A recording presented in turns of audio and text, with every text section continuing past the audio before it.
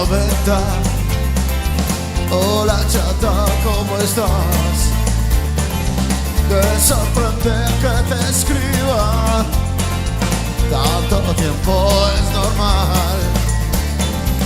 Pues es que estaba aquí solo. Me había puesto a recordar. Dentro la melancolía y te tenía que hablar. ¿Recuerdas aquella noche en la cabaña de turno? La risa que nos hacíamos antes todos juntos. Hoy no queda casi nadie de los de antes. Y los que hay han cambiado.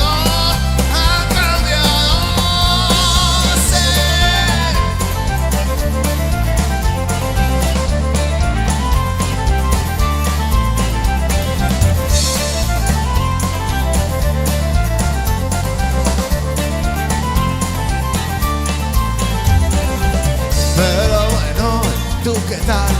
Di lo mismo, hasta tienes críos.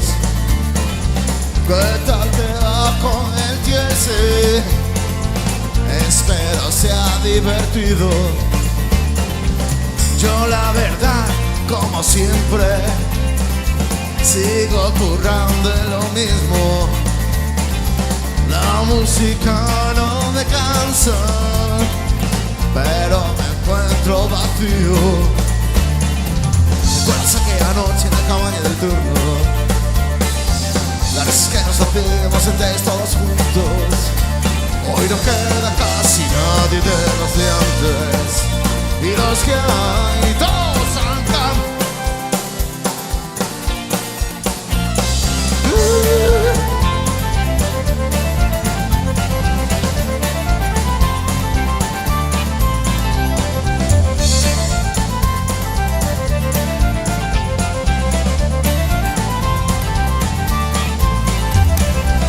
Bueno, pues ya me despido. Si te mola me contestas. Espero que mis palabras desordenen tu conciencia. Pues nada, chica, lo dicho. Hasta pronto si nos vemos.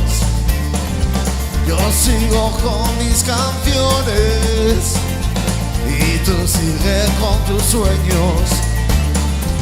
¿Recuerdas aquella noche en la cabaña del turno? La vez que nos hacíamos antes todos juntos. Hoy no queda